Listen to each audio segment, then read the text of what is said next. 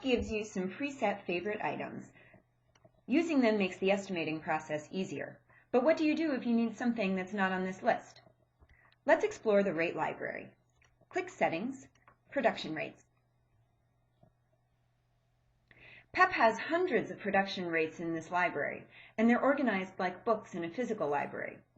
Think of each rate category as a separate bookshelf, and the rates, which pop up on the right, if I just click on one here, as individual books that are stored on that shelf.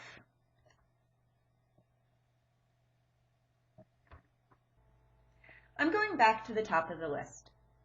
Let's look at the clapboard siding category. It contains 3 rates.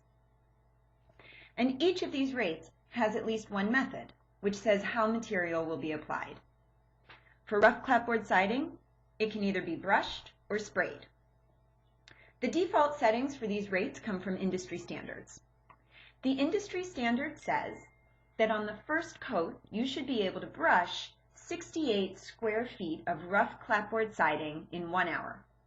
You should be able to cover 102 square feet on the second coat in 1 hour, and 122.7 square feet in 1 hour on additional coats.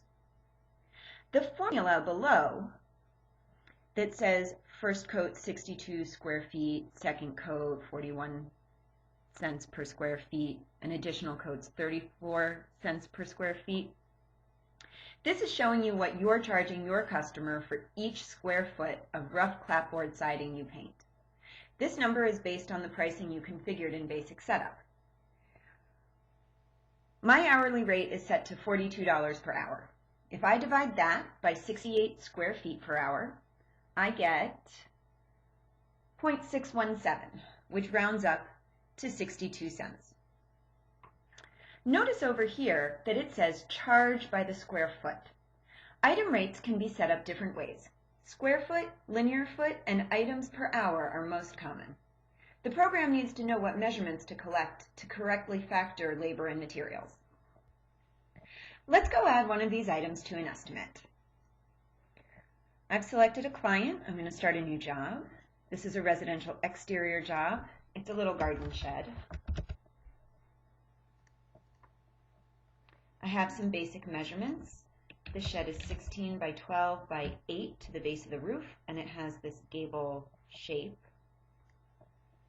Now for the items. This shed has rough clapboard siding. I'm going to add an item. I don't want to use my commonly used items. I want to use the rate library. I'm going to leave the name blank. This is going to autofill in a moment. I need to know that clapboard siding is charged by the square foot. Then I'm going to get a list of all the rate categories that have items that are charged by the square foot. Here's clapboard siding. I need rough. It's going to be brushed. Now, item type.